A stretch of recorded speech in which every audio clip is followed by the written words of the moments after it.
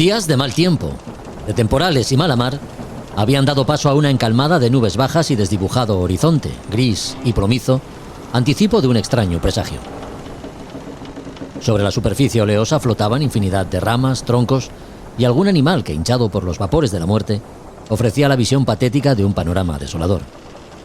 Restos todos ellos transportados mar adentro por ríos crecidos de agua marrón y furia incontenible que las intensas lluvias caídas habían ayudado a excitar.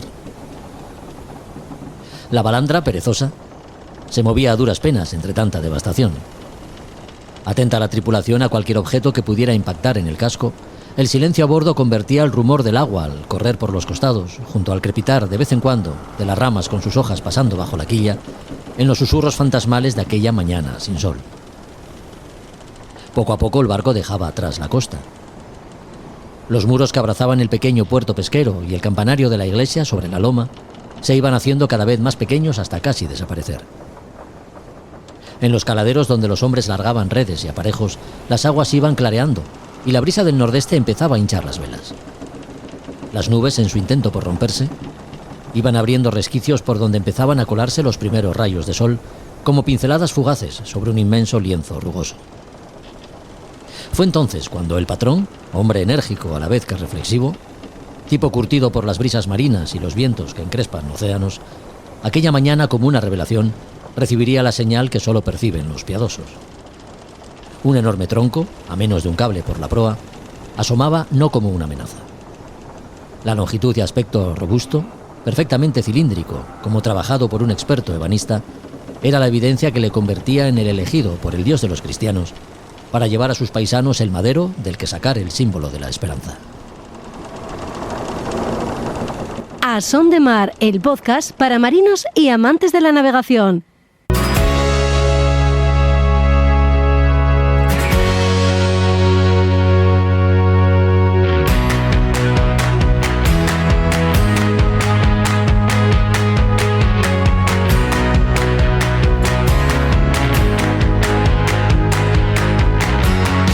Hola a todos, ¿qué tal? Bienvenidos a otro podcast de A Son de Mar. En el capítulo de hoy hablamos de navegación a vela con mayúsculas, de la de competición y de la otra, la que lleva a dar la vuelta al mundo, descubriendo razas y rincones. Por este episodio pasará Carlos Manera, joven catalán de la Costa Brava y miembro de una familia que lleva salitre en sus venas.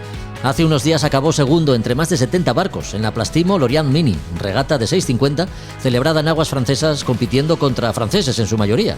Y ya sabemos lo serios que se ponen los franceses cuando hay regatas en las que se juegan algo.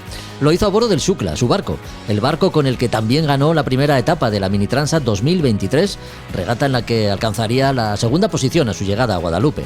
De sus comienzos y sus proyectos futuros hablamos en este episodio. Recuerda que nos han quedado cosas por saber del viaje que llevó a la familia González Errazquin a dar la vuelta al mundo, viaje en el que invirtieron 17 años de sus vidas. Con Urco González tuvimos el placer de hablar en la Feria a Babor, celebrada hace unas semanas en Irún.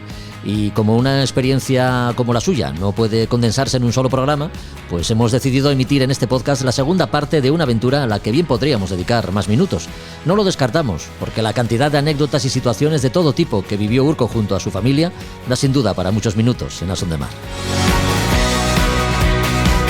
Los libros de contenido náutico de Librería Robinson, don Antonio Barceló como protagonista de las Españas de ultramar y sus exploradores, y qué es eso del campo magnético terrestre o cómo afecta a nuestros instrumentos de navegación con Roberto Bucetas, completan los contenidos de este podcast que dará comienzo no sin antes animarte a que participes en el crowdfunding abierto por Pilar Pasanau para afrontar económicamente su participación en la Mini Globe Race, regata de vuelta al mundo en la que actualmente ocupa la cuarta posición rumbo a Fiji. Puedes hacerlo a través de su perfil de Instagram. No lo dudes y colabora con Pilar. Ayúdala a completar su vuelta al mundo en la que está haciendo una fantástica participación. Ahora sí, comenzamos.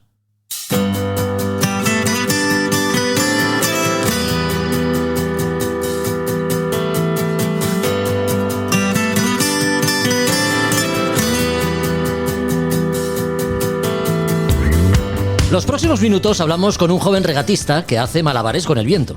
Hace unos días se clasificaba en segunda posición en la Plastimo Lorient Mini, regata de 650 con un alto nivel competitivo. 2023, por su parte, fue un año especialmente intenso y fructífero en su carrera como deportista. Ganó la primera etapa de la Mini Transat, llegando en segunda posición a Guadalupe, en el Caribe. Fue el vencedor de la Fastnet en Mini y de las 500 millas en solitario en May. Digamos que su historia no empieza ese año. Desde la edad de 6, sus piernas están casi más acostumbradas a los balances y cabeceos de un barco que a la dureza y rigidez de la tierra firme. Se llama Carlos Manera y tenemos el inmenso placer de hablar con él en A Son de Mar. ¿Qué tal, Carlos? ¿Cómo estás? Muy buenas. Buenas, muy bien. Muchísimas gracias por invitarme, la verdad, el placer es mío. Gracias a ti por la compañía, Carlos. Oye, con un entorno familiar de fuerte arraigo marinero, aunque naciste en Madrid, te criaste mirando al mar. Ese mar del que dices es tu maestro. ¿Qué te enseña? ¿Qué lecciones sacas de él? Correcto. El mar, como bien lo has dicho, yo nací en Madrid. El mar yo lo veo como mi maestro porque lo veo como una fuente de conocimiento infinito. Uh-huh. En el sentido de que en el deporte en el que estoy yo acostumbrado a ejercer, que es el deporte de la vela, ¿no? Pero en general el mar tiene tantos campos diferentes a explorar y que cada uno es tan profundo y tan completo que no acabaríamos nunca, ¿no? De absorber todos los conocimientos. En mi caso es desde el sentido para navegar a vela, pues tocamos temas desde meteorología hasta temas de electricidad o hasta temas de física, de hidrodinámica de fluidos, como temas como el más a día, ¿no? El tema de preparación física, psicológica, etc., ¿no? Entonces es infinito todo lo que se puede llegar a aprender para estar preparado para navegar. Qué bueno. Empiezas en Optimis. ¿Recuerdas cuando te haces consciente de tu carácter competitivo, de las ganas de competir? Bueno, yo creo que claro, yo empiezo en Optimis, pero empiezo en Optimis y sigo haciendo varios deportes a la misma vez. Ajá. Entonces yo siempre he tenido un afán muy de competir, ¿no? De intentar competir contra los demás, pero principalmente contra mí, ¿no? Intentar mejorarme. Uh-huh. Y eso ha sido, se ve en el Optimis. En el Optimis, si te soy sincero, se me daba un poco mal. Había mucho nivel y a mí se me daba un poco mal, pero y en los otros deportes que estaba haciendo a la misma vez también estaba muy competitivo, ¿no? Sigues la trayectoria, digamos, natural, ¿no? De un regatista que está cumpliendo expectativas y tiene en mente, pues, desafíos y objetivos, ¿no? ¿Qué ha venido después de esos primeros años en vela ligera? ¿En qué otro tipo de barcos y clases has competido, Carlos? Bueno, pues yo desde que tengo la gran suerte, desde que era pequeño tenía un objetivo muy claro, que era el objetivo de intentar ser navegante oceánico, ¿no? Uh-huh. Y para eso sabía que el primer paso era la Mini Transat, como muy bien has dicho antes que quedé segundo. Entonces, después de la vela ligera, pues intenté entrar como más en el mundo del offshore, el mundo de lo que llamamos la vela de altura, ¿no? Y hice pues varias regatas con varios cruceros de tripulación, conocidas como la Ruta de la Sal y algunas otras, ¿no? Por el Mediterráneo. Y enseguida ya salté al Mini. Hice también J70 un poco y enseguida ya salté al Mini. Hice una primera Mini Transat en 2021 con un barco antiguo, uh-huh, de los tradicionales, con proa tradicional, digamos que proa en flecha, ¿no? Sí, sí. Y bueno, eso ya acabó de... Eso era mi sueño, ¿no? Intentar hacer una Mini Transat era mi sueño y eso como que me abrió los ojos, ¿no? Cuando realicé ese sueño me abrió los ojos a decir, ostras, esto es increíble, esto me gusta más de lo que me hubiese imaginado y quiero, o sea, sí, y confirmo, ¿no? Que quiero seguir en este mundo, en el mundo de la vela offshore, en solitario o en tripulación, y a saco, ¿no? Y por todo lo grande. Entonces, a partir de ahí, pues he hecho otro proyecto Mini Transat, como muy bien has dicho, con un barco prototipo en el que diseña Sam Manuard. Yo estoy en gran parte del diseño y la idea es mía. Después hago la construcción en Cartagena y hago la Mini Transat en la que quedo primero en la primera etapa. Sí, hola. Sí, es que te había perdido por unos minutos, Carlos, nada, por unos segundos. Sí, hablábamos de la Mini Transat, estábamos mencionando y hablando o centrándonos, mejor dicho, en esa Mini Transat de 2023, pero tu primera participación fue en 2021. ¿Era la primera vez que cruzabas el Atlántico? Sí, correcto. Ajá. Correcto. Yo había tenido opciones de cruzar el Atlántico antes, Sí. pero no en regata, y para mí era una cosa que quería hacerla yo solo y en regata. Quería conservar, vamos a decir, como la virginidad de cruzar el Atlántico Sí. hasta hacerlo en la Mini Transat. Sí. Participaste en aquella de 2021 con un barco, digamos, clásico, ¿no? En comparación con diseños más evolucionados. ¿Fue a partir de ese momento cuando empiezas a pensar en hacerte con algo que te permitiese ser más competitivo? Sí, correcto. Mi planteamiento inicial fue, yo quiero hacer una primera Mini Transat para descubrir qué es, ¿no? Qué es la navegación oceánica. Y por eso, pues, con los recursos que tengo, muy limitados, pues consigo un barco antiguo, clásico, proa tradicional, que no era nada competitivo, y bueno, pues hago esa primera Mini Transat que me abre los ojos, ¿no? Es una experiencia increíble para mí, me abre los ojos y me hace ver que, bueno, pues que todo lo que he aprendido en ese proyecto y lo que me gusta estar en el mar y lo que me gusta competir, pues quiero lanzar otro proyecto, ¿no? Más competitivo y esta vez, pues de la mano del diseñador francés Saint Manoir, pues sacamos los dos la idea de hacer un barco con foils tipo C y bueno, lo construimos en sinergia con un gran grupo de profesionales en Cartagena, en Sinergia Racing Group, que es un astillero ahí en Cartagena. Lo ponemos al agua y la verdad es que es como el proyecto es el proyecto era una plataforma de innovación. Yo tenía muchas ideas de lo que yo quería en el proyecto, ¿no? De lo que yo sí quería tener conservativo en el proyecto, de cómo yo quería el barco nuevo, ¿no? Sí. Y que es lo que había aprendido en la anterior Mini Transat, pero aún así quería mantenerlo muy abierto en el sentido de probar muchas formas de construcción, conceptos en el diseño diferentes, y esto pues nos permitió hacer un barco que era completamente radical y diferente a los demás, con unos foils tipo C, y que nos permitió ese equilibrio, ¿no? Entre cosas tradicionales, o sea, entre las ideas que yo tenía muy claras que no podía saltarme, ¿no? Y las cosas nuevas que me iban aportando las otras personas, pues hacemos un barco en el que, pues funcionó muy bien, un barco en el que, como bien has dicho antes, ganó la Mini May, la Fastnet, la primera etapa de la Mini Transat y quedó segundo en la general. Sí, un barco de nombre Shukla. ¿Y qué sensaciones te transmitió desde el principio? ¿Era tu primer contacto con los foils? Sí, la verdad es que no era mi primer contacto con foils, pero sí con un barco, con un barco oceánico a foils, sí que era mi primer contacto.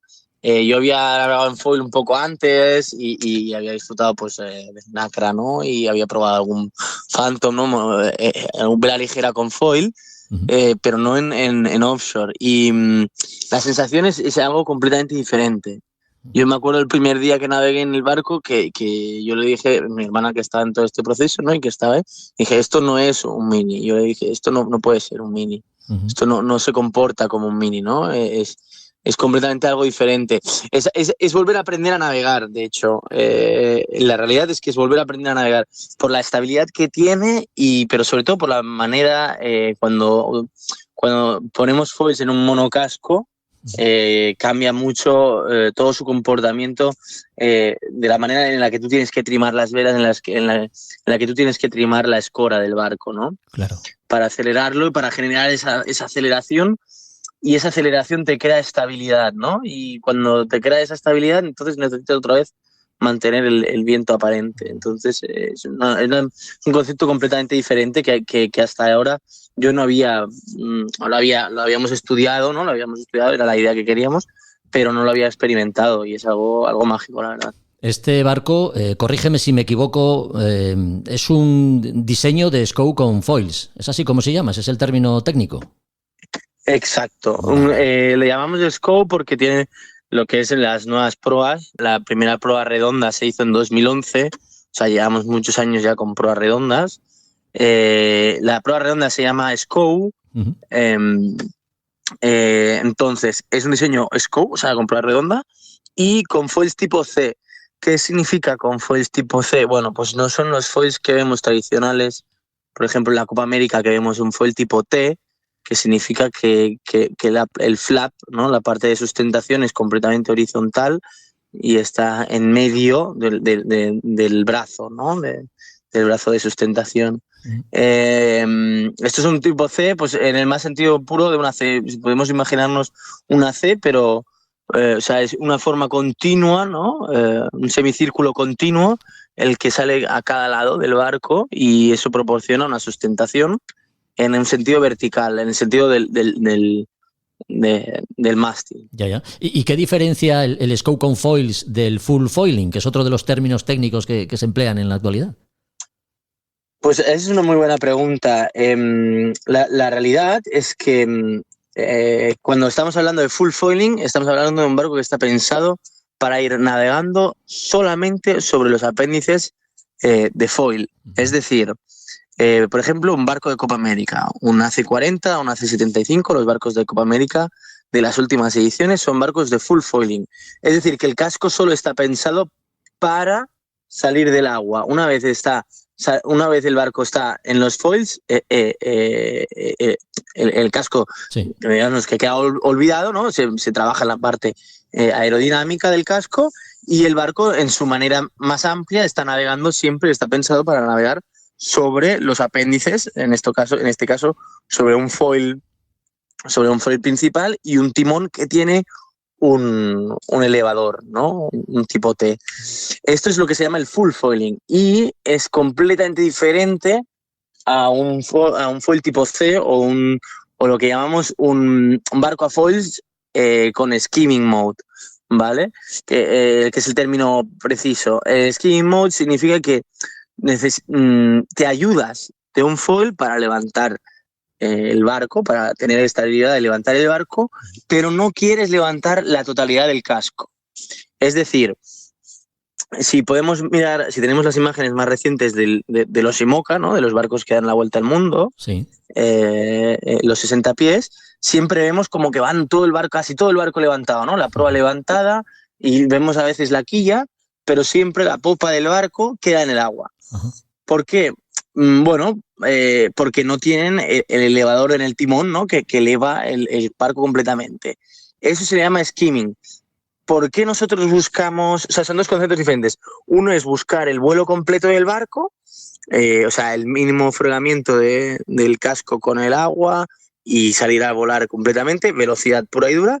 Y el otro lo que busca es levantar parcialmente el casco para tener más velocidad, obviamente, pero seguir teniendo una estabilidad de vuelo muy buena. Es decir, cuando tenemos olas, ¿no? Cuando la realidad es que nosotros cuando vemos la Copa América con 50 centímetros de ola, Sí. y con 15 nudos de viento, pero estos barcos no pueden volar con 1,5 metros de ola. ¿Por qué? Porque es muy difícil, ¿no? El vuelo sustentado, ¿no? Lo que se llama el full foiling, el vuelo sustentado continuo con condiciones de ola grandes, es muy difícil, ¿no? Por la amplitud de rango que tendría que tener el foil.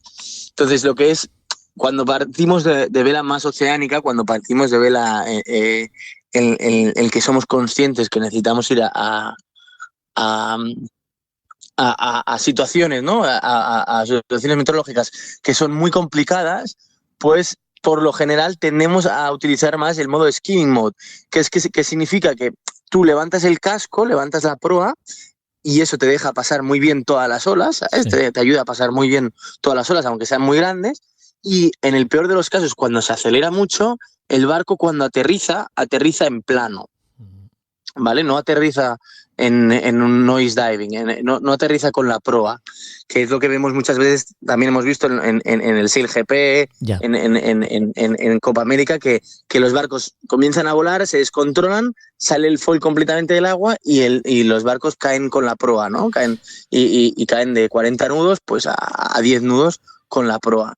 Y el hecho de caer sobre una superficie plana, como nos dices, esto no hace sufrir el barco. El pantocazo o la sensación de pantocazo no es mayor, Carlos.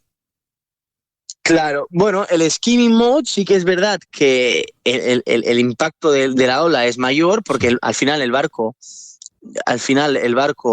va, vamos a decirlo en números, pero vamos lo ideal es que un 70% del casco vaya fuera del agua, ¿vale?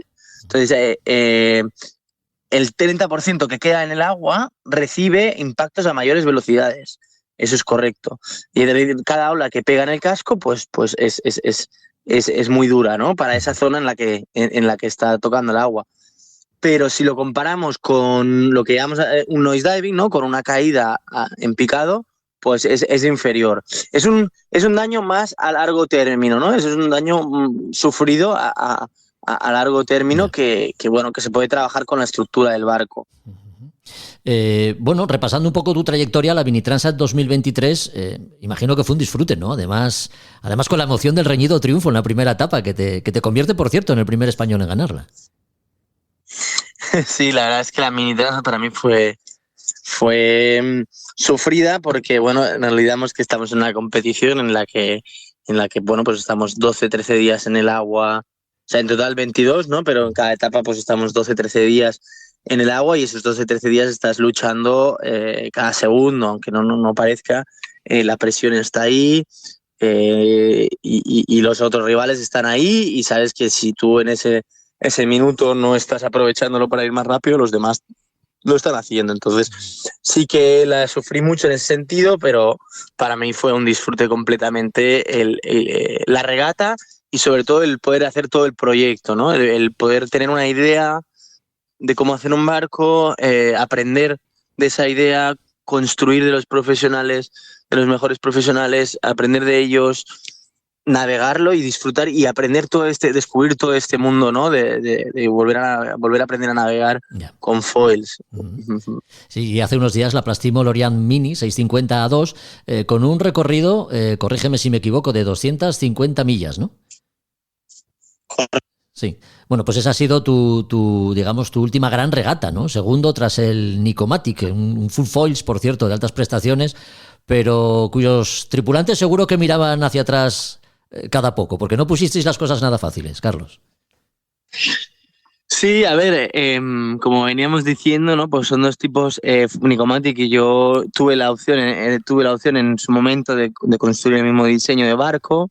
La rechacé, bueno, por un tema de que yo no pensaba que era un barco para cruzar el Atlántico. Sigo pensando que es un barco muy difícil para cruzar el Atlántico y era mi objetivo, ¿no? Pero en este caso, en esta regata, la Plastimo Lorian Mini son 250 millas de reaching. En este caso hemos tenido 20 nudos, condiciones perfectas o sea, 20 nudos de mar, ¿no? O sea, con una ola muy, muy, muy, muy, muy corta y con 2 personas a bordo, cosa que hace mucho más fácil el poder llevar un barco volando completamente. Yo estoy muy contento porque nuestro barco reaccionó muy bien. Estuvimos para darles guerra hasta el último momento y bueno, ya sabíamos que en las condiciones en las que había era muy difícil cogerlos, pero bueno, llegamos a acercarnos un par de veces, sí. Incluso una vez los pasamos. Qué bien, qué bien. Oye, ya para terminar, porque sé que tienes compromisos y no tienes mucho tiempo, ¿cuáles son los objetivos a la vista? Pues los objetivos a la vista ahora mismo es intentar entrar en alguno de los equipos que quiera hacer la Vuelta al Mundo en 2027, la conocida Ocean Race, que viene a ser la tradicional Volvo Ocean Race. Pues mi objetivo ahora mismo es plenamente intentar entrar en uno de estos equipos y seguir aprendiendo y seguir navegando en barcos full foiling o no, como son los IMOCA, para seguir aprendiendo y formándome como marino. como navegante. Qué bien, qué bien. Carlos Manera, graduado en Náutica y Transporte Marítimo, por cierto, navegante y regatista. Con él hemos recordado sus éxitos y las buenas sensaciones de quien tiene al mar como su maestro, como él mismo se encarga de recordar en su web carlosmanera.com. En ella encontraréis, por cierto, más información. Gracias, Carlos, por estos minutos que nos has brindado. Ha sido un verdadero placer. Muchísimas un abrazo muy gracias, fuerte. Jorge. Un abrazo. A Son de Mar, el podcast de Jorge Uría.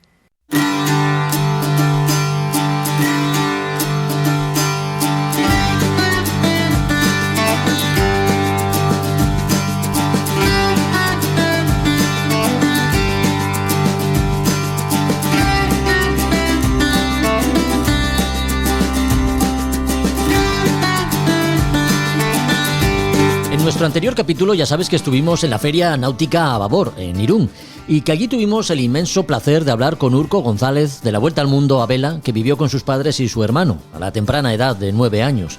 17 invirtió la familia González Errazquín en su viaje alrededor de la Tierra.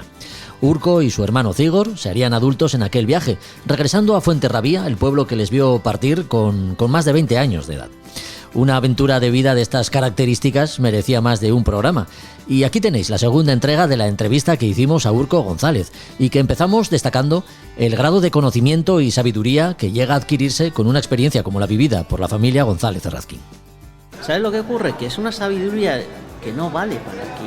Aquí me vale más saber qué pasa con las leyes que una sabiduría de otras cosas. No me vale para nada. Unas hierbas de no sé qué. Y hacer la declaración de la renta y esas cosas. Sí, eso es. Ahí le has dado. No me vale para nada yo la sabiduría que he adquirido. Para nada, Ya. Me vale un poco si me voy con el coche en plan camping al monte. Igual, pero es que igual, algunas cosas, pero es que tampoco son cosas de mar. O sea que no me vale de gran cosa. Me vale mucho, pues yo tengo velera y me salgo voy a navegar. Vale, controlo, yo ya sé lo que estoy haciendo y voy solo y me voy fuera a casa de Dios y vuelvo, en fin, lo controlo. Pero la paciencia, el saber disfrutar de las pequeñas cosas, ¿no? Sí. Saber que te vas a bañar, pues no lo sé, en cualquier playa de Cantábrico y no tienes que andar pendiente de los tiburones. Eso sí, eso ¿no? da mucha tranquilidad. Ese tipo de cosas. ¿No? Aunque siempre apreciar lo que uno tiene, sí, ¿no? En definitiva. Sí. Aunque bueno, la mar siempre hay que mirarlo con respeto, la gente le ha perdido mucho respeto. Y lo que, ¿cómo te diría yo? Cambiando un poco de tema, lo que más pena me da de esta generación de internet es que ya la noción de aventura se ha acabado.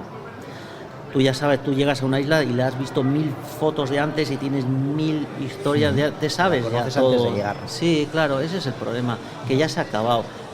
Navegar con sextante ni se te ocurra, siempre vas ya con GPS, ya todos ellos con unas pantallas de ordenador que alucinas y la noción de la aventura ya es otra, y cosa que cruzar el Atlántico es una tontería hoy en día, pero ir y venir, lo mismo, es igual de chorra, pero la gente tiene mucho miedo de venir del Caribe aquí.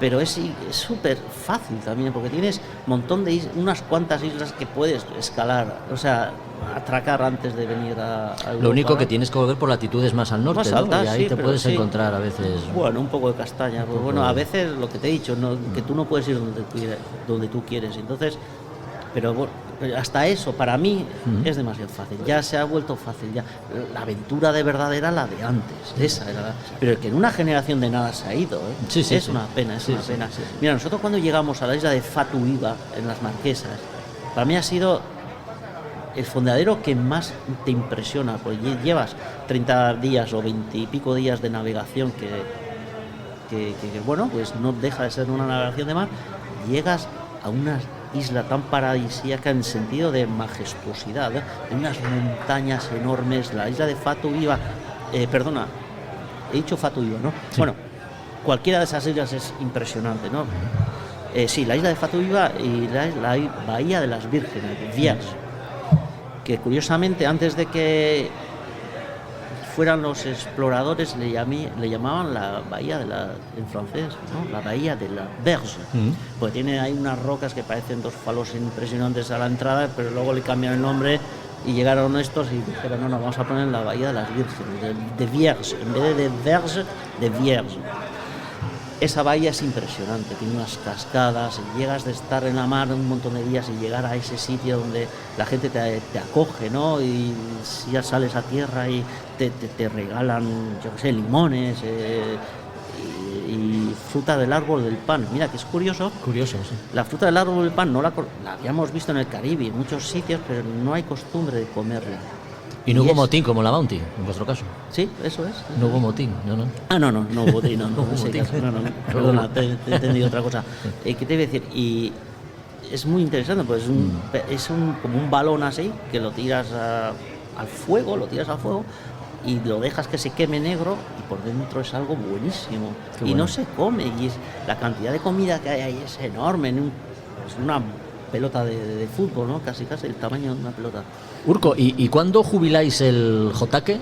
¿Cuándo os deshacéis de él e iniciáis la construcción del nuevo barco? ¿Qué características tiene? Sí, claro, era un 12 metros, nosotros con el velero, un velero de 12 metros, uno normal, de 4,30 de ancho. Sí. Llegamos hasta Guatemala y con la intención de montar ahí un astillero y hacer barcos, de hecho lo hicimos, y con ese dinero pudimos construir un catamarán de 14 metros y medio. El Berriz Jotaque, ¿no? El Berriz Jotaque, eso es, un catamarán, esta vez un catamarán. Y por cierto, ahora se está poniendo de moda, no hay más que catamaranes en cualquier sitio por ahí. Sí. Y antes no se veían catamaranes.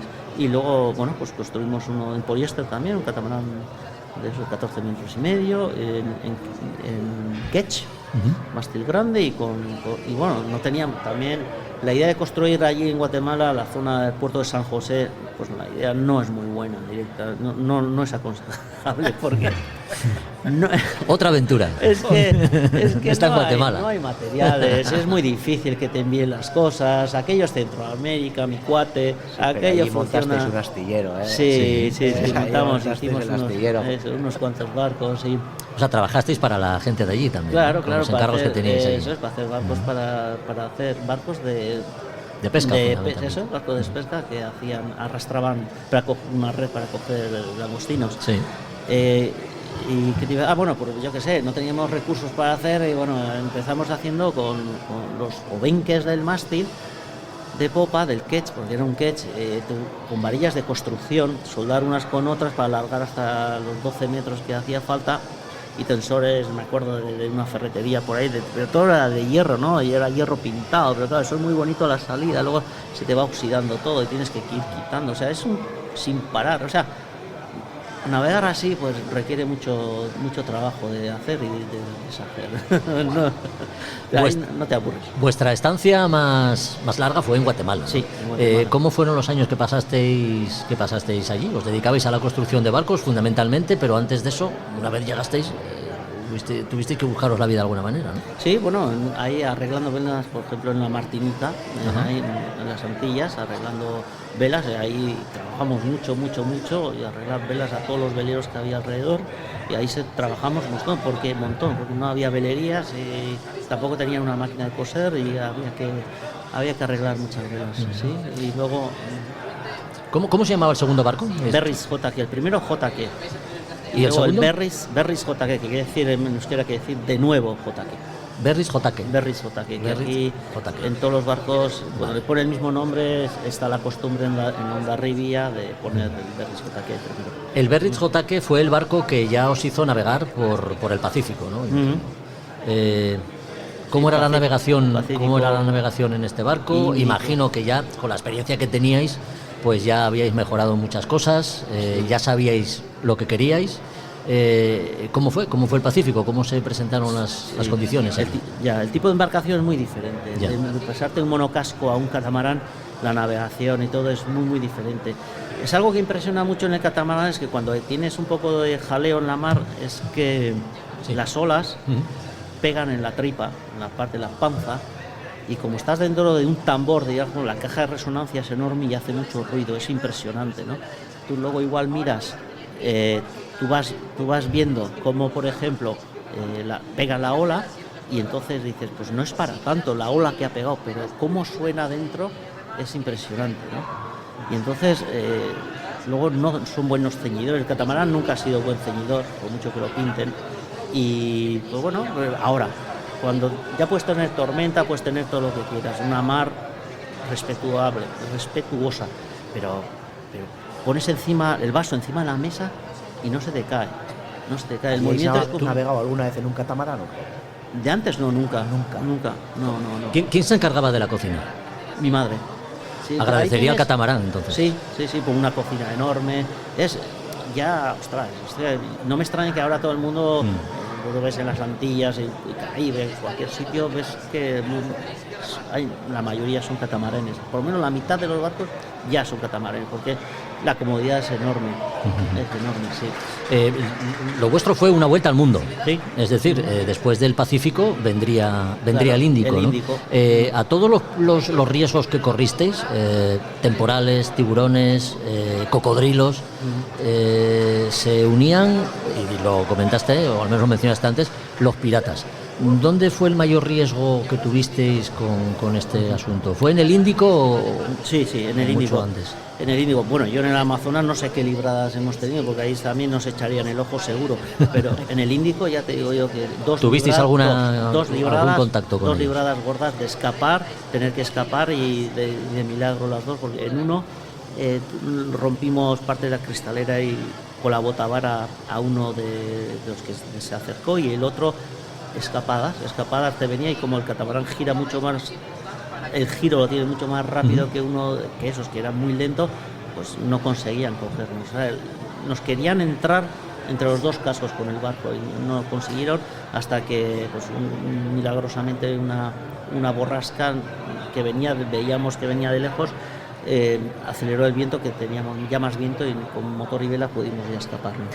¿Y qué edad teníais tu hermano Cigor y tú? Porque os hemos dejado en Fuenterrabía con 9 años. Ya llevamos un buen rato de viaje. Ahí ya tendríamos 22 o 22. Ya eres más conscientes, además, de los peligros. Sí.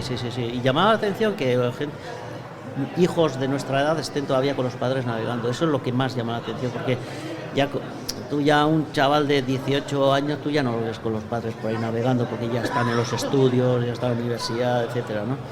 Es un rango de edad en la que no sueles ver con los padres, ¿no? Y luego... Así todo seguíais adquiriendo conocimiento. Sí. Luego, terminando esto de las piratas, llegamos a Yemen, y en Adén, que es la capital de Yemen del Sur, había un catamarán también de una pareja que lo habían baleado todo y tenía todo un mogollón de agujeros de bala, pero de alemanes eran, Aqua 47. Perdona, eran alemanes, sí, puede ser. ¿Qué he dicho? ¿Francés? No sé qué he dicho. Alemanes, sí, puede ser. Sí, eran alemanes. Y a la mujer le había dado uno de los tiros, uno de los balazos, pues le había dado la pierna y estaba en el hospital, allí imagínate, en Adén, lo que es eso. Y sí, el Adén, pues la verdad es que está bien para verlo una vez, pero a mí no me gusta este tipo de cosas. Yo respeto a la gente que le gusta viajar y meterse en esos fregados, ¿no? Nosotros hicimos amistad con un taxista que nos llevó a enseñar todo el pueblo, y luego nos llevó a un mercado que limpiaban todos los peces pescados en el agua, ¿no? En el mar, agua hasta las rodillas, unas mesas, debajo una tejabana de paja, y limpiaban el pescado. Ahí era un mercado de pescado, y entonces llegamos con el taxi ahí, nos querían enseñar, pero entre ellos empezaron a hablar, el tono fue subiendo, yo no sé lo que decían, ¿no? Pero ya vimos ya que el tono que iba hacia nosotros y que estaban muy enfadados con el taxista, pero a leche limpia casi, y nos tuvimos que salir de ahí corriendo. Es peligroso, no es broma, o sea, no sé, la gente, yo creo que me voy al Yemen o Somalia, ¿no? Pues vale, pues tienes suerte, pues encantado, pues oye, pues muy bien, pero puede ser que no la tengas.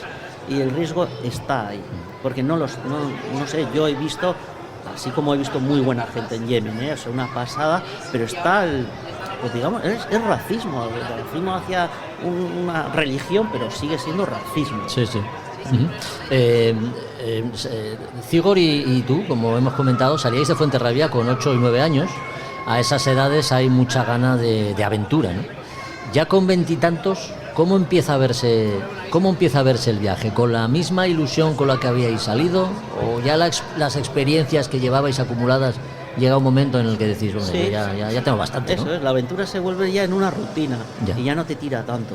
es verdad, y te va cansando. De hecho, cuando nosotros llegamos aquí ya no queríamos ni velero ni historias, pero el virus lo tienes dentro, claro. y a los años vuelve a reaparecer. Y ha habido años en los que yo durante 5 años he tenido 2 veleros, mi hermano durante 1 año también tuvo otros 2 veleros, en fin.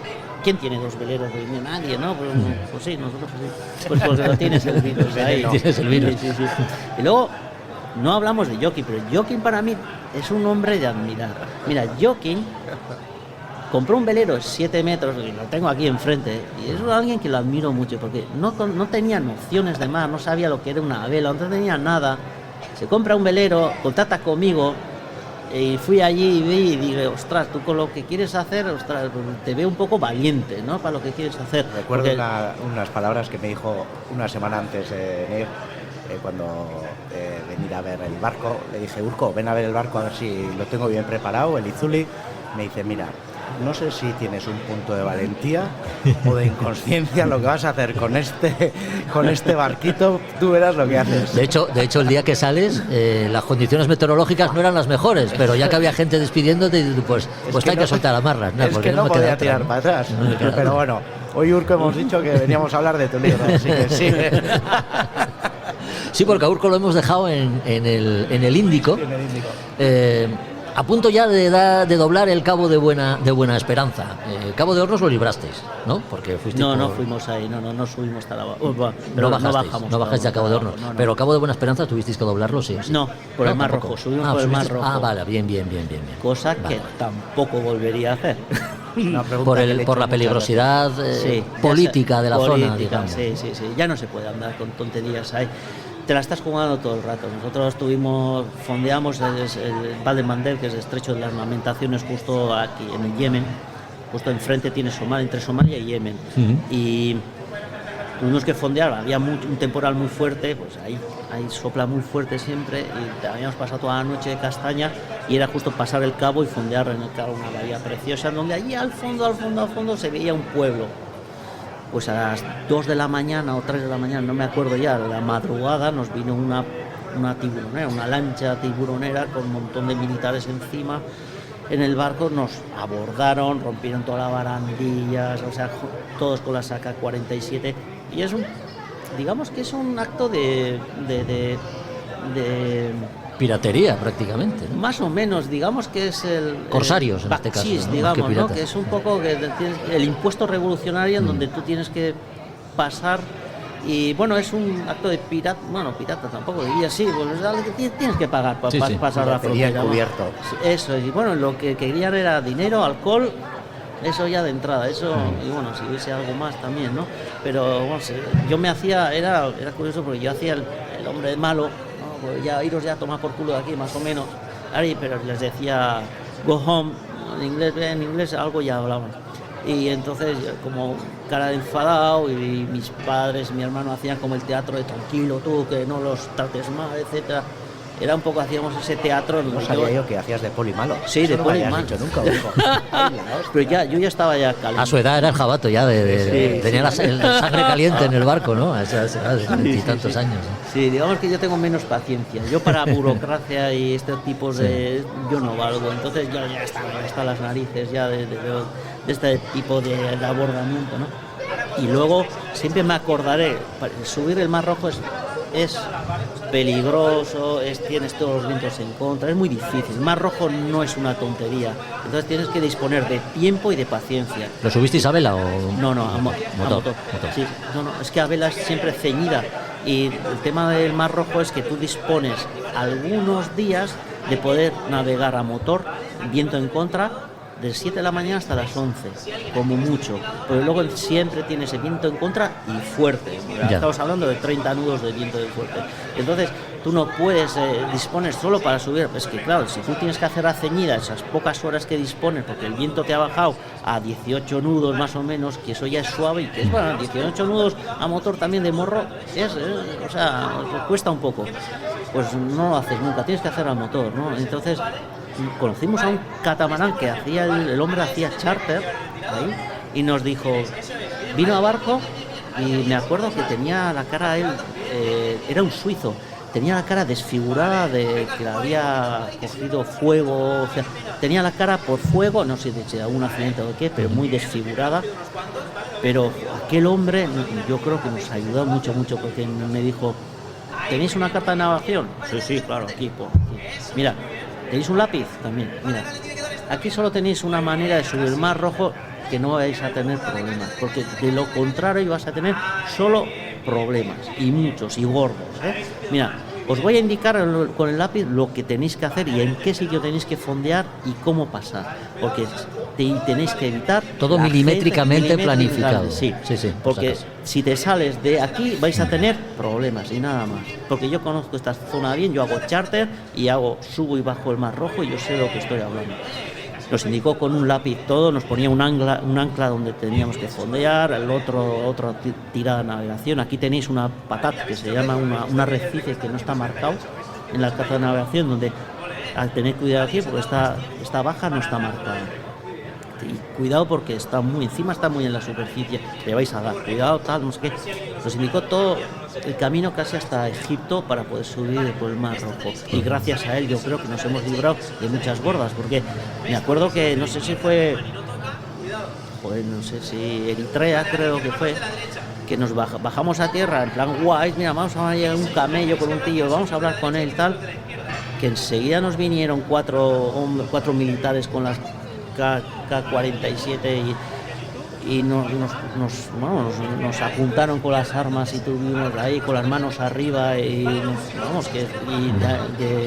de amigos no tenían nada, que veían que éramos espías, etcétera. Bueno, entonces uno tuvo que, creo que mi hermano quedó ahí de rehén apuntándole con la K-47. También es acojonante. Sí, y tuvimos que ir a por los pasaportes al barco, llevar los pasaportes, se llevaron los pasaportes, nos dejaron ahí, me cago en la leche luego para recoger los pasaportes, y luego encima tuvimos que darles, no era mucho para lo que nos suponía los pasaportes, 100 euros por pasaporte, en fin, que hacen como una especie de teatro, ¿no? Que al final es para pedir dinero también, ¿no? Sí, o sea, ellos ya saben, una familia nunca te van que van a ser espías, venga, por favor. Lo que pasa que, es una manera de conseguir dinero. Mar Rojo que, entiendo, os llevaría al Canal de Suez. Sí, el Canal de Suez. ¿Cómo afrontasteis ese paso? Porque entre tanto mercante y tanto tráfico comercial... Sí, es muy sencillo, el Canal de Suez no tiene nada. Es muy fácil, lo único que te obligan a llevar un piloto a bordo, el cual tienes que tener mucho cuidado con el piloto, porque mi padre iba con él al lado del timón, porque claro, íbamos haciendo otras cosas, ¿no? Pero mi padre, claro, en el Canal de Suez los pescadores ponen redes con boyas. ¿Y qué es lo que pasa? Que este tío, el práctico, se dio cuenta mi padre que iba directo a las boyas, a pillar una boya con la hélice, a pillar la red y a montar ahí un tinglao considerable. Entonces se dio cuenta que entonces le cogía el timón en el último momento, porque no te dejan coger el timón, porque te tienen que llevar ellos. Le cogía el timón, le giraba y decía, pero no has visto en inglés, you don't see what happened.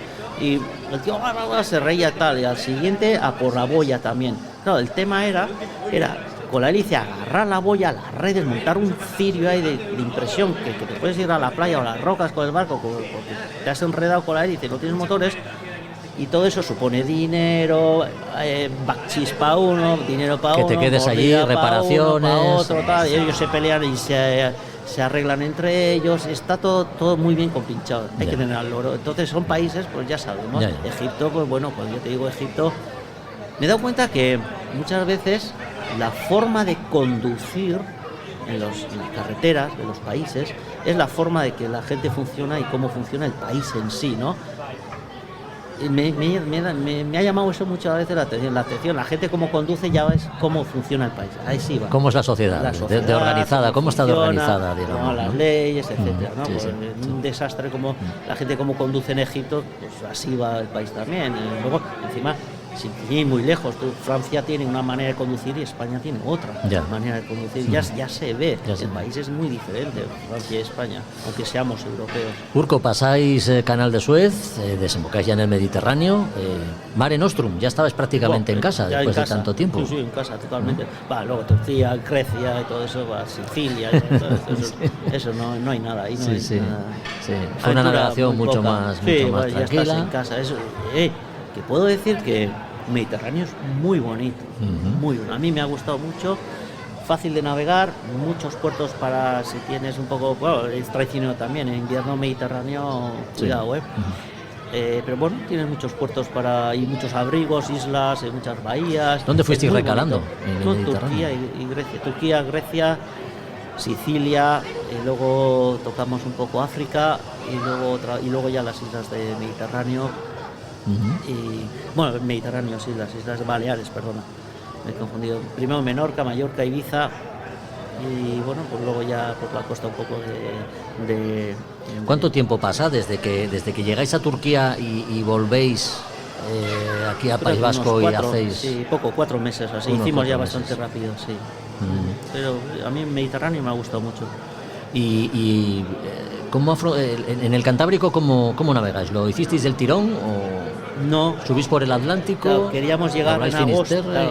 Claro, Queríamos llegar en agosto, entonces había que hacer no puedes esperar a que se forme una pequeña depresión para que nos eche viento de sur y poder remontar para arriba, ¿no? Entonces pues hacíamos un poco a motor, pero claro, todo eso es fácil, porque como mucho tienes tiradas de 60 millas o algo así, pero de un día entero o la noche entera de navegación llegas a puerto. Y si tienes viento de través, pues de través.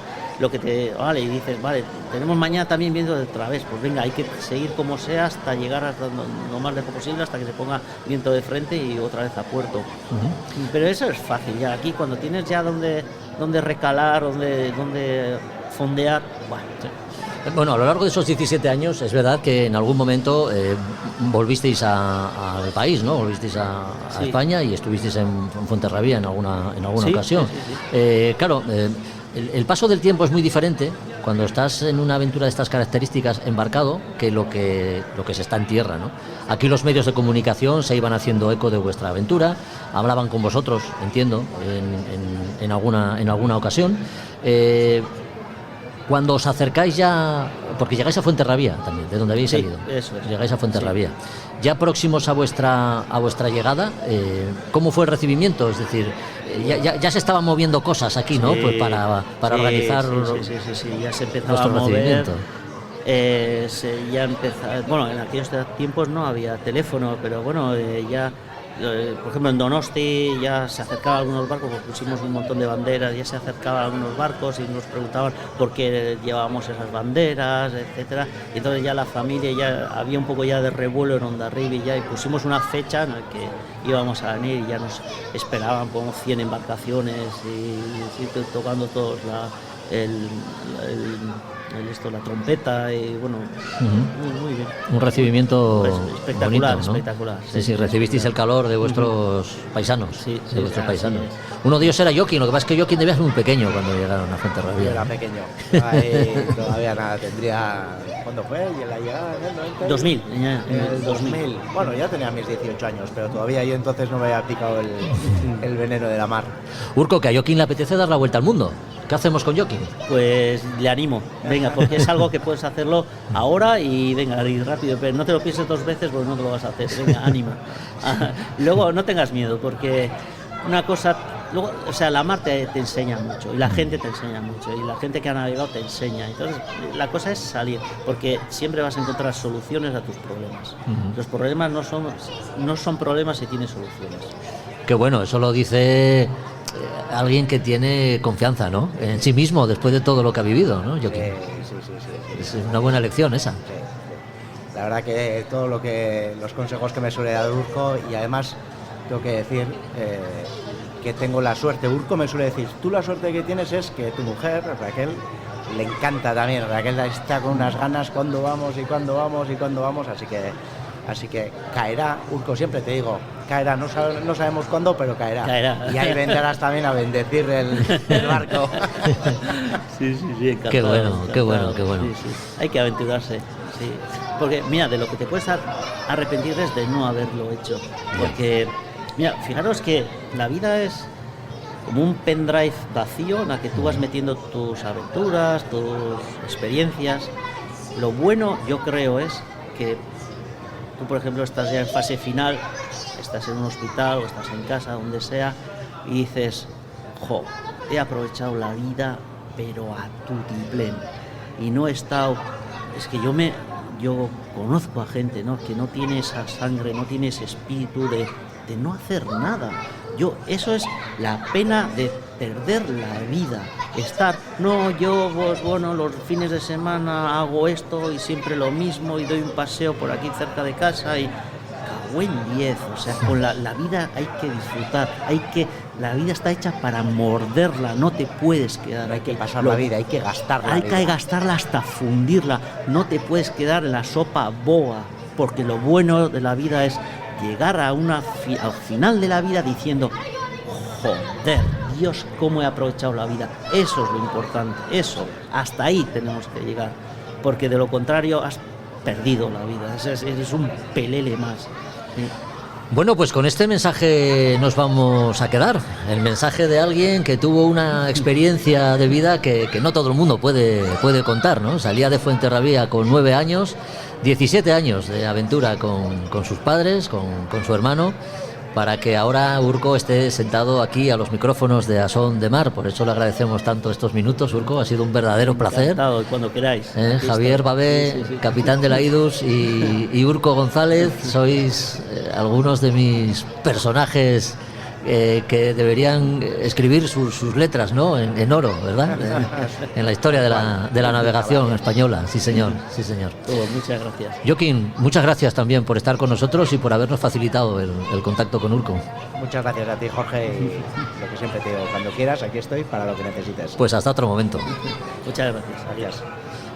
Así fue la entrevista que tuvimos la fortuna de mantener con Urko González y con Joaquín Muñoz, también presente y protagonista en nuestro episodio 96. La familia de los González Razkin da para mucho, así que no descartamos algún otro podcast dedicado a su aventura de vuelta al mundo, a vela, en la que invirtieron 17 años de sus vidas.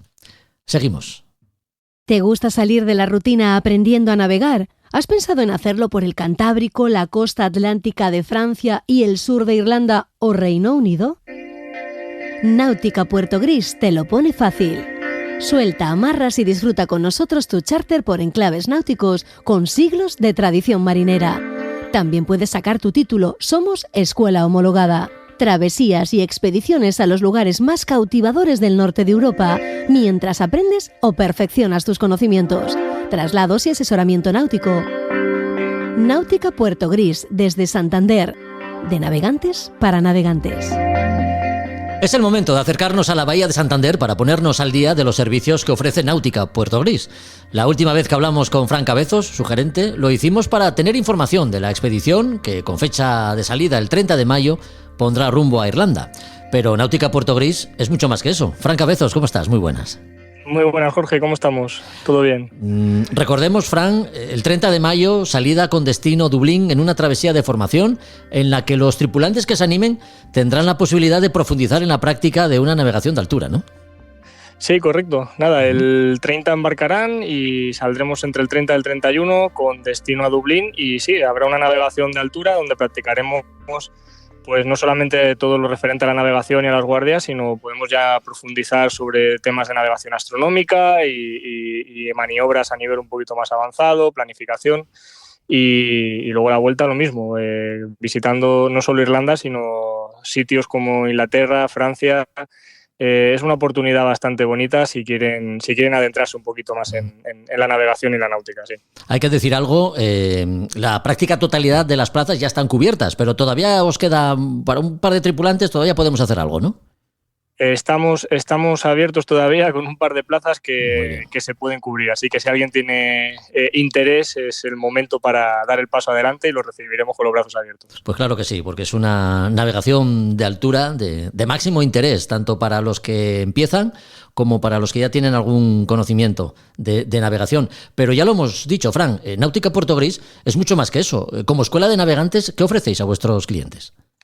Pues nosotros tenemos entre nuestros servicios y concretamente entre los servicios de formación disponemos literalmente, como dice el nombre, de una escuela de navegantes, donde ofrecemos esa formación más allá de lo que pueda darse en cualquier título o en cualquier formación reglada, sobre todo desde el punto de vista del esquema formativo de la náutica española. Entonces, viendo esa carencia que muchas veces hay, donde no llega la práctica de esas titulaciones tipo PER o incluso de patrones y y capitanes de yate, pues ofrecemos una formación especializada y específica a nivel de maniobra, a nivel de planificación, de lo que sería todo lo que es trimado de velas, navegación de velas. Formamos un poquito a la gente en lo que sería un perfil de navegante completo, para dotar quizá de esa confianza y de esos conocimientos que lleven a la autosuficiencia para aquellas personas pues, que quieran o adentrarse bien en la compra y gestión de su propio barco, o incluso vivir la náutica desde un punto de vista de charters, de alquiler y demás, con esa confianza que, como ya te digo, muchas veces vemos que no se llega con las prácticas regladas. La bahía de Santander es además un lugar privilegiado, ¿no? Un lugar magnífico para la práctica de la navegación y el aprendizaje. Tenemos de todo lo necesario para poder profundizar en ello, tanto a nivel, vamos a decir, desde una perspectiva costera, como luego todo lo que es el resto del litoral cántabro y atlántico del norte peninsular, que es, digamos, nuestra principal zona de acción en este sentido. Porque no solamente ofreceríamos salidas cortas de formación, sino que también ofreceríamos esas travesías de entre un día y varios días para profundizar y desarrollar mejor esas habilidades. Prácticas en un lugar privilegiado, como es la bahía de Santander, y a bordo de barcos especialmente preparados para una formación de estas características, ¿no? Tanto a nivel técnico como práctico. Sí, los barcos que tenemos en la actualidad, nuestra flotilla está preparada para navegación de altura, preparados con equipación de lo que sería zona 1 o zona 2, es decir, altura y oceánica, tanto a nivel de seguridad como a nivel de elementos de radioelectrónica y de navegación en general, con lo cual tenemos un amplio abanico de posibilidades, no solo para la formación, sino para dar las máximas garantías a nuestras tripulaciones y nuestros navegantes. Náutica Puerto Gris, por tanto, escuela de navegantes, como soléis comentar también, para navegantes. Quien quiera obtener más información, ¿qué canales tiene, además de vuestra propia web? Fran, ¿cómo se pueden poner en contacto con vosotros?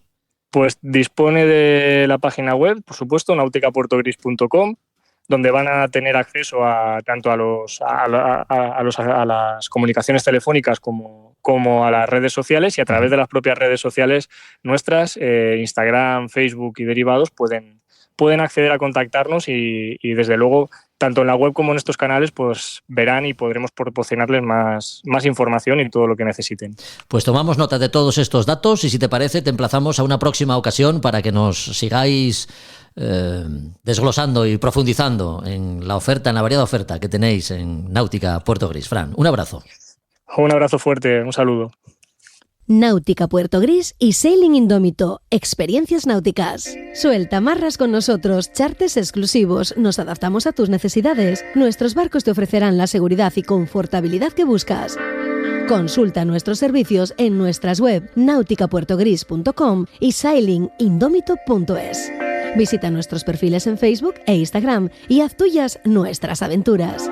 Náutica Puerto Gris y Sailing Indómito, profesionalidad, experiencia y ganas de compartir.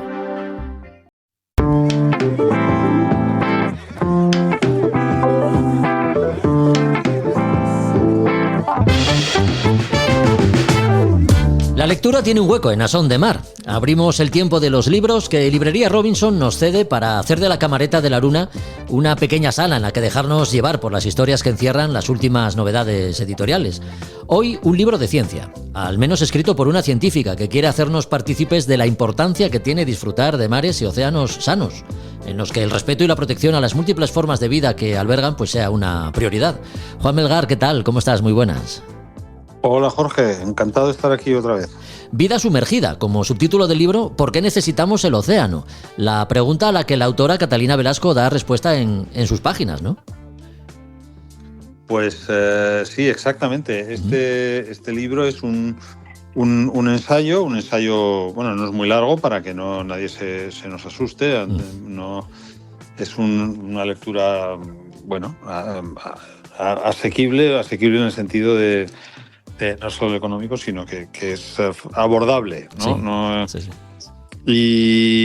Pero no por ello deja de ser algo que sea simple. Es un pequeño ensayo que está fenomenalmente escrito y nos explica muy bien, pues como tú decías, la importancia del océano, ¿no? ¿Por qué es importante el océano, porque es, bueno, más que importante, esencial, ¿no? Para ese equilibrio que tenemos en la atmósfera, en la Tierra, el equilibrio climático y bueno, explica un poco por qué, cómo funciona eso, ¿no? Porque decimos, no, el océano es muy importante, pero claro, muchas veces pues, los que no somos expertos en el tema, desde luego decimos, pues será importante, pero ¿por qué? Y Sí, entonces este libro pues explica el qué, ¿no? Entonces se entiende muy bien o se comprende muy bien ese funcionamiento, ¿no? del propio agua y de toda la cantidad de vida que hay en el océano, que aparentemente cuando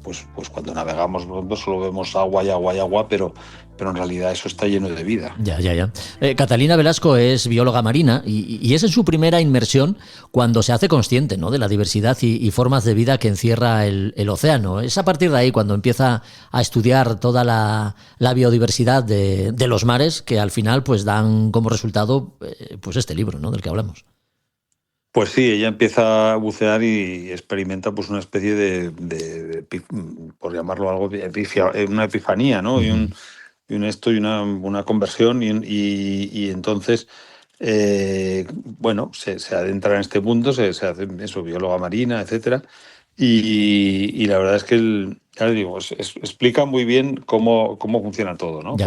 Cómo pues, ese juego de todas las corrientes, todo, pues, y cómo interactúa, ¿no? Pues yo muchas veces pues vemos, oye, está lloviendo mucho, por ejemplo, este año, y a lo mejor eso tiene algo que ver con fenómenos que a lo mejor, pues con cosas que están pasando en el otro lado del mundo, en el Pacífico, muchas veces eso está todo conectado. Sí, desde luego, porque, hombre, sabemos lo que hay, ¿no? Pero a veces no somos conscientes de ello. Cuando navegamos y un grupo de delfines, por ejemplo, empieza a saltar en la proa o a jugar con la estela del barco, pues sale el niño que llevamos dentro, ¿no? Y eso es una muestra muy, muy pequeña de lo que encierra el mar y son esos instantes tan breves los que nos hacemos cargo de ello de alguna manera, ¿no? Ella con su experiencia, pues evidentemente y a través de las páginas de este libro, pues nos hace aún más conscientes de todo ello, si cabe. Pues sí, eso, como dices tú, es un momento en el que va uno navegando y aparecen los delfines, o en algunos casos de repente se ven más grandes, alguna vez que yo he tenido la suerte alguna vez de ver alguna ballena, y la verdad es que son momentos de esos, bueno, de los que uno se conecta, ¿no? con la naturaleza y con el mar y con toda esa vida marina, y son momentos muy especiales, ¿no? Nos sale el niño. Eso es el niño que llevamos dentro todos y disfrutamos como enanos. Sí, algo has comentado también respecto a este libro, ¿no? Digamos que es una llamada de atención con enfoque holístico, Juan. Estamos embarcados en este planeta azul rodeado por océanos, además por todas partes, y en el que pues todos dependemos de todos, ¿no? Pues todos dependemos de todos y sí, y el océano y el mar hay que cuidarlo. No ya solo desde el punto de vista de lo que nos gusta pasearnos por el mar y disfrutar de él, que no queremos verlo sucio, pero bueno, aparte de eso, digamos, ese aspecto, también está ese otro, ¿no? Que queremos que siga cumpliendo con esa labor de proporcionar el equilibrio y la estabilidad al clima en el planeta. Entonces eso hay que cuidarlo. Hemos mencionado el nombre de Catalina Velasco, que es la autora de este libro. También hemos dicho que es bióloga marina, pero no es el único libro que tiene publicado. ¿Quién es Catalina Velasco? Catalina Velasco es chilena y es bióloga marina y también es comunicadora, es una comunicadora. Y es exploradora también de National Geographic, también ha cofundado la Fundación Mar y Ciencia, es doctora en Ciencias Antárticas y Subantárticas por la Universidad de Magallanes y también es fotógrafa submarina, y a través de la fotografía y toda esa comunicación pues nos transmite todo ese sentimiento, ¿no? Y también escribe para la revista de Medio Ambiente y Cultura Endémico. Ojo, y todo eso en una persona que es muy joven, además. Pues sí. No es nacida en el año 91, con Sí. lo cual, pues... Es una chavala, una chica. es muy una- joven. sí, ya... ¿Quién los pillara a esa edad? Sí. Quien nos pillara hombre, si uno rebobina, ¿cuánto tiempo podríamos haber aprovechado, ¿no? Como hace Catalina, con tantos sí, títulos sí, y tantas sí, cosas sí, que sí. hace, desde luego. A veces es mejor no ver los currículums de gente joven porque ¿qué Sí, sí. he hecho con mi vida? Apabullan, efectivamente, sí. Vida sumergida, su título, ya decimos, ¿por qué necesitamos el océano? Ese es el título que hoy nos trae Librería Robinson y que sale de la editorial Almayer. No es la primera vez que hablamos Sí. de esta editorial, además. Es la segunda entrega y estamos ya esperando ansiosos a que yo creo que en mayo ya nos traen alguna entrega más, con lo cual pues aquí esperamos con los brazos abiertos a los libros porque el programa editorial promete. Sí, sí. Bueno, pues esperamos con los brazos abiertos más títulos editoriales que podemos encontrar ahí en Librería Robinson. ¿Cómo nos podemos poner en contacto con vosotros, Juan, para hacernos con algunos de ellos? Pues lo mejor que puede hacer todos los lectores es venir a vernos a la librería, a la calle Santo Tomé número 6 de Madrid, que estamos ahí en el centro. Y el que no pueda venir, pues siempre tiene nuestra página web, nauticarobinson.com, o nos puede llamar o escribir un email, lo que más cómodo le resulte. Pues como siempre hacemos, tomamos buena nota de ello para seguir en contacto con vosotros. Un abrazo, Juan, hasta el próximo episodio. Muchas gracias, Jorge. Hasta la próxima.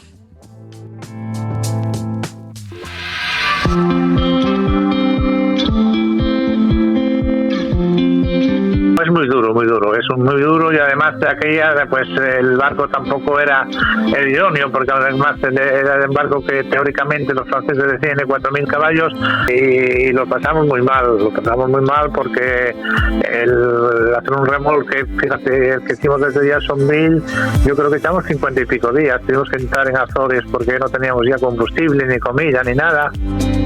Francisco Roces, marino mercante que dedicó buena parte de su vida profesional a navegar en remolcadores de altura.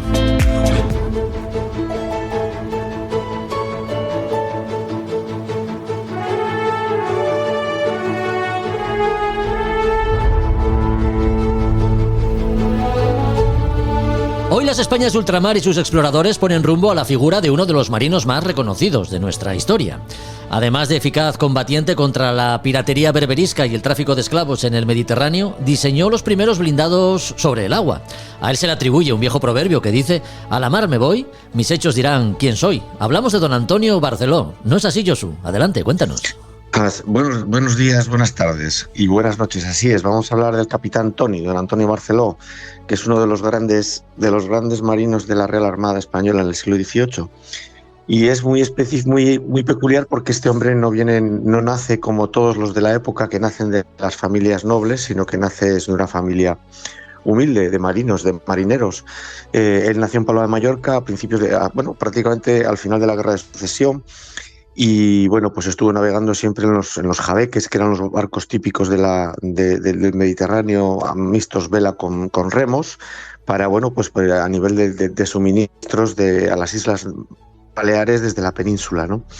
Y así, por su constancia, se dedicaba a perseguir a los moros, a los argelinos, que infestaban todo la zona de ese Mediterráneo, pues controlada sobre todo desde Argel, controlada desde el Bey de Argel, etcétera, apoyados por el Imperio Turco. Entonces, pues podemos decir que en esta primera parte que quiero contaros es la parte en la que él, se dedicó de forma intrépida y con gran arrojo, pues eso, a servicios que conseguían mantener a ultranza las comunicaciones en las islas, porque con la península el poder llevar alimentos cuando las situaciones eran malas, rompiendo los bloqueos y los ataques de los argelinos. Hubo por ejemplo, en 1748 los berberiscos apresaron un jabeque español con 200 pasajeros y soldados, y el rey ordenó, ya conocía a las andanzas, o por ejemplo a nuestro capitán Tony, y ordenó armar en Mallorca 4 jabeques y se lo dio el mando a nuestro capitán. Y de ahí, logró liberarlos, tuvo un encuentro con cuatro berberiscos, combatió, se enfrentó con los 4 a su mando y obtuvo una victoria total. Al año siguiente volvió, la división se desarmó porque, bueno, en principio habían conseguido neutralizar a esta gente durante un tiempo, y Barceló pues volvió otra vez a llevar a transportes de tropas, etcétera, pero siempre estaba combatiendo, siempre estaba, era el enemigo argelino, y de esa manera pues bueno, pues puso en persecución en muchos casos a los argelinos, los capturó, liberó barcos como por ejemplo una galeota argelina que llevaba presa a un jabeque español, y bueno, pues lo abordó y todavía lo siguió persiguiendo hasta que lo liberó. Se ascendió a teniente de navío en 1753, y entonces ahí, a partir de ahí, ya se incorporó en 1756 por todos sus labores y sus trabajos al Cuerpo General de la Armada, con lo que ya lo tenemos perteneciendo directamente a la Real Armada, ¿no? Que ahí es cuando, bueno, pues un poco ya él entra a codazos un poco entre lo que es bueno, pues el corporativismo de los nobles que tenían copado el punto de lo que es el control y los mandos de la Real Armada. Y bueno, pues ya en ese año sostuvo un enfrentamiento en el que apresó a siete barcos argelinos, con solo 3 propios en el Mediterráneo. El 30 de agosto, con un solo jabeque, apresó a otros más en berberiscos, haciendo prisioneros. Al año siguiente, estamos hablando en 1762, rindió 3 enemigos con 160 turcos, también con menos dotación y barcos. Y bueno, pues así prosiguieron sus proezas, que prácticamente se dedicaba, estaba infestado todo ¿cómo se llama? El Mediterráneo de piratas, que era algo, pues bueno, era una especie de lucha para debilitar un poco a la corona española por parte del Imperio Turco. Y bueno, pues por parte de, digamos, a nivel geopolítico, hubo un intento de unificar esfuerzos en la lucha contra la piratería, pero incluso los venecianos pues tenían tratados ocultos con Argel, porque tampoco le interesaba a Venecia que se mantuviese España con más poder, con lo que entonces, al final, bueno, pues realmente de toda la cristiandad, las únicas decididas a acabar con todo este tema eran España y Malta. Ahí no se consiguió, digamos, un verdadero tratado ni nada para atacar y unificar la lucha contra la piratería, y ya volvemos a nuestro capitán Tony. Con 6 jabeques se enfrentó contra los argelinos, esta vez enfrente de Melilla, imaginaros, y apresó a 4 de los jabeques, y al gobierno el rey le ascendió a capitán de navío en 1769.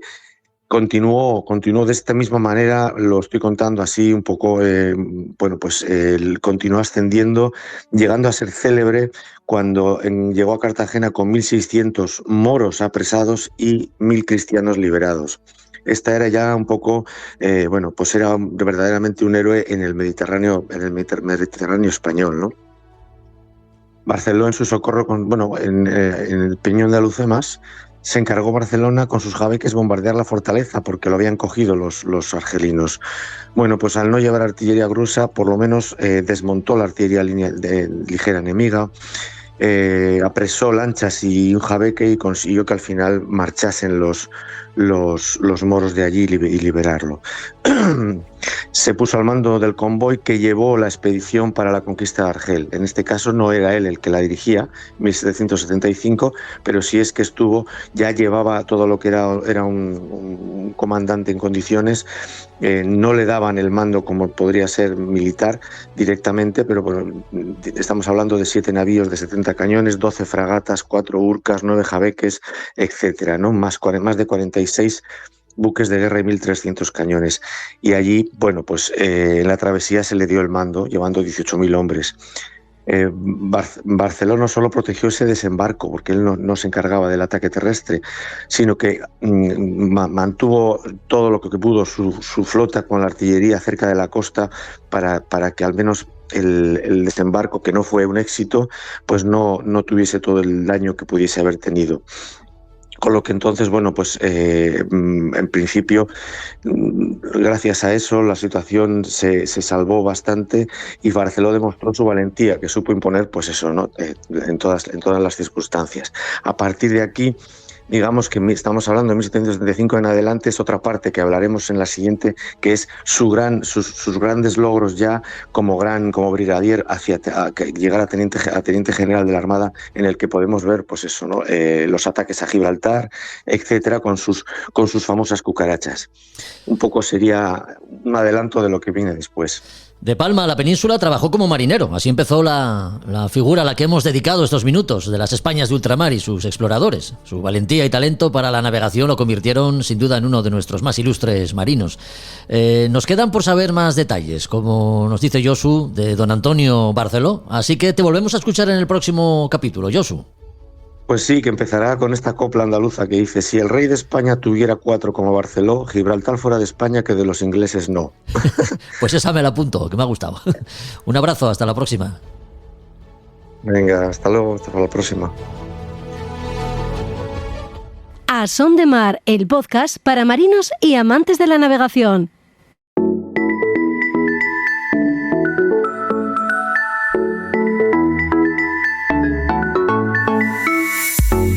Desde nuestra época de instituto sabemos que la Tierra es un gigantesco imán con su polo positivo y el negativo, y que eso afecta a los equipos de orientación, desde los más sencillos a los más sofisticados. Es el magnetismo o campo magnético terrestre que también hay que tener en cuenta, sobre todo en medios de navegación como son, lógicamente, los barcos. Roberto Bucetas, muy buenas. ¿Qué tal, Jorge? Buenos días. Oye, ¿a qué nos referimos cuando decimos que la Tierra es un enorme imán? Pues eso, sí, que tiene comportamiento como un gran imán esférico, pero es un imán permanente, es decir, que se comporta como un gran imán, con lo cual pues bueno, nos vamos a poder valer de él para pues orientarnos utilizando elementos magnéticos, como puede ser eso, una brújula, una aguja náutica, ¿no? Un enorme imán sobre el que actúan fuerzas magnéticas, Roberto, de las que no somos muy conscientes hasta que estamos frente a una brújula o un compás, ¿no? ¿Cómo afecta el magnetismo de la Tierra a nuestros instrumentos de navegación? Bueno, nosotros nos valemos de esa propiedad de la Tierra de comportarse como un gran imán para, si dejamos en libertad sobre la superficie terrestre un imán, una aguja náutica, pues ella se va a orientar al campo magnético terrestre. Y bueno, pues hay que decir que tenemos un pequeño problema cuando utilizamos magnetismo, que la verdad que cada vez se utiliza menos, porque los equipos, bueno, ya vienen, la mayoría de ellos van orientándonos ya al norte geográfico, norte verdadero, ¿no? Sí. Pero bueno, si utilizamos elementos magnéticos, pues esa aguja pues se va a orientar al campo magnético terrestre, y en concreto se va a orientar al meridiano magnético. Y hay que decir que el meridiano magnético y el polo norte magnético y el polo sur magnético pues no coinciden con los geográficos, y eso es un contratiempo y es un inconveniente, porque bueno, tendremos que hacerle esa pequeña corrección que bueno, que depende del lugar de la superficie terrestre, a veces no es tan pequeña, no es tan pequeña, ¿no? Lo estamos refiriendo a ese ángulo como la declinación magnética o el campo o la variación local. Se conoce el ángulo comprendido entre lo que sería el meridiano magnético y el meridiano geográfico o meridiano verdadero. Podemos decir que el campo magnético terrestre tampoco no es permanente, no es constante, sino que va cambiando a lo largo del tiempo. Ha cambiado y ha cambiado mucho a lo largo del tiempo, y que pues publican cada 5 años lo que sería el NOAA, como el Instituto del Ministerio del Medio Ambiente americano, junto con una colaboración inglesa, el Centro Geográfico de Defensa del Reino Unido, publican lo que es el modelo de magnetismo terrestre cada 5 años. Y este último que se ha publicado es de diciembre del 2024, es decir, estamos con el nuevo modelo de magnetismo. Y ahí nos dice dónde se encuentra a día de hoy, en el año 2025, dónde se encuentran los polos magnéticos. Y podemos decir, a título un poco de referencia o de anécdota, o comentar un poco, sí, que en el 2025 el polo norte magnético se encuentra a 87 grados al norte y 139 grados al este. Y el polo sur magnético se encuentra a 64 grados al sur y 136 grados al este. Es la ubicación de los polos en la actualidad, y que va desplazándose aproximadamente unos 50 kilómetros al año, se va moviendo aproximadamente de una forma errática, no es una forma constante, no es una forma regular, sino bueno, que sabemos que el magnetismo va cambiando. Entonces, si nosotros queremos utilizar un elemento magnético para orientarnos en la mar, como ya sabemos, una aguja náutica en nuestros barcos, que siempre estamos obligados a llevarla, de hecho estamos obligados a llevarla, pues tendremos que aplicarle esa pequeña corrección, que es el ángulo comprendido entre el meridiano magnético y el meridiano terrestre. Se llama variación local, como decíamos. Y declinación magnética o variación local. A mí me gusta más la expresión variación local porque nos dice las dos propiedades que tiene ese pequeño desfase, ese pequeño ángulo. Uno, variación, cambia con el tiempo, porque decimos que el magnetismo terrestre cambia, no es constante. Y local, ¿por qué es local? Porque no es igual el magnetismo en todos los puntos de la superficie terrestre. Aquí, por ejemplo, a modo de curiosidad, y por eso había publicado yo en redes sociales de la Escuela de Marina de Gijón, de la Escuela de Navegación, había publicado el mapa del modelo del magnetismo terrestre a día de hoy porque había llegado a cero. Es decir, estamos en la línea isógona o línea isogónica, que son las líneas que unen puntos de igual declinación magnética.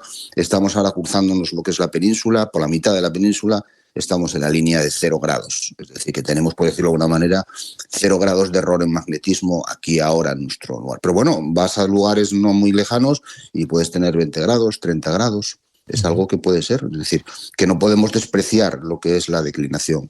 La declinación magnética ya habría que calcularla. ¿Y dónde se calcula? Pues en las cartas de navegación. Todos los que habéis estudiado, habéis obtenido alguna titulación náutica, pues sabéis que hay que calcular la declinación magnética y el desvío y la corrección total y todas aquellas cosas para corregir todos los referencias tomadas a tierra pues con elementos magnéticos a bordo. Ya. Hablamos de agujas náuticas, compases como elementos imprescindibles para la navegación, ¿no? Pero también están los GPS, sin los que ya no podemos vivir, ¿no? Y que emplean información suministrada por los satélites que orbitan la Tierra. ¿Se ven afectados de alguna manera por el campo magnético? Bueno, lo que podemos encontrarnos dentro de lo que sería el uso de nuestros receptores de GPS, que es lo que hacemos nosotros a bordo de los barcos, la mayoría de estos equipos ya tienen un GPS con el cual vamos a tener una posición y también vamos a tener el girocompás. Normalmente la mayoría de los equipos actualmente ya te dan la opción de darte dirección. ¿Por qué? Porque bueno, es distinto lo que sería la dirección de lo que es la proa del barco, que es lo que me puede interesar, que lo podemos obtener a través de una aguja náutica y sería magnético, sería un rumbo magnético, una dirección magnética, o si lo tenemos a través de un girocompás ya está referenciado al norte geográfico, norte verdadero.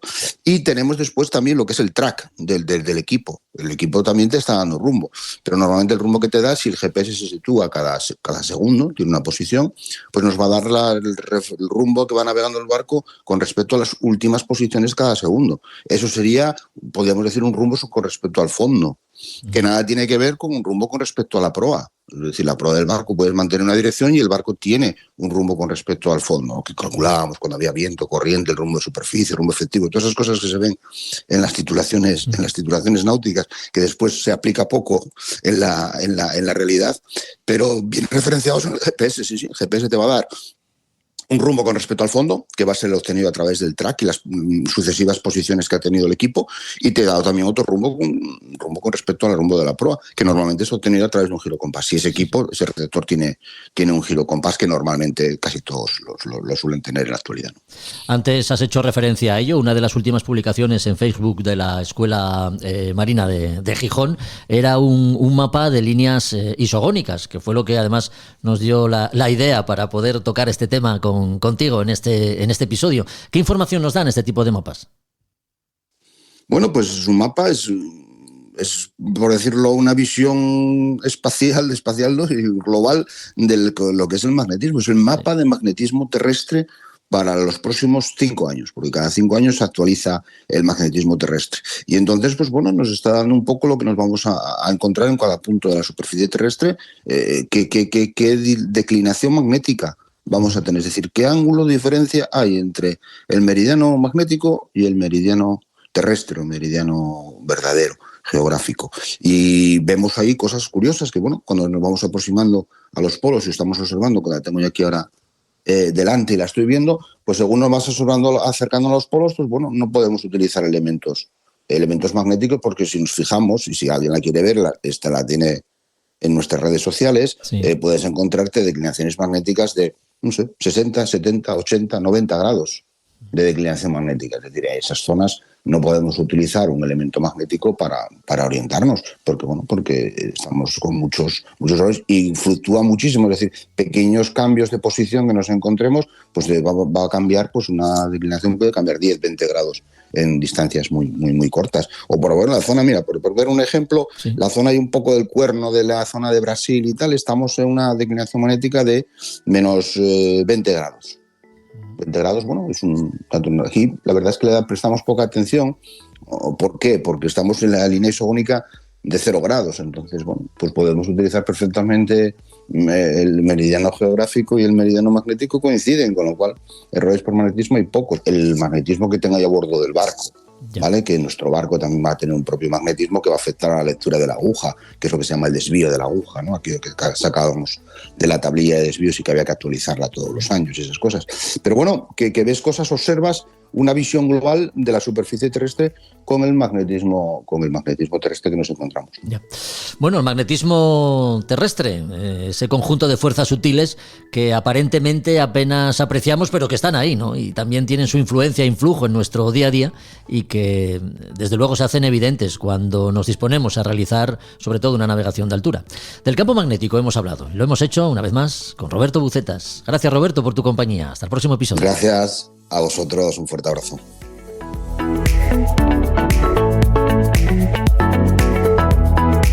Pues hasta aquí otro episodio de A Son de Mar. Recuerda que puedes seguirnos en Instagram y Facebook y en nuestra web www.podcastasondemar.com y que puedes compartir sus contenidos en cualquier plataforma de audio. Y que somos una plataforma que se consolida en cada capítulo para que te anuncies si tienes productos o servicios náuticos que ofrecer. Te ponemos en contacto con tus clientes, ya sabes. Volvemos en 15 días. Hasta entonces, adiós.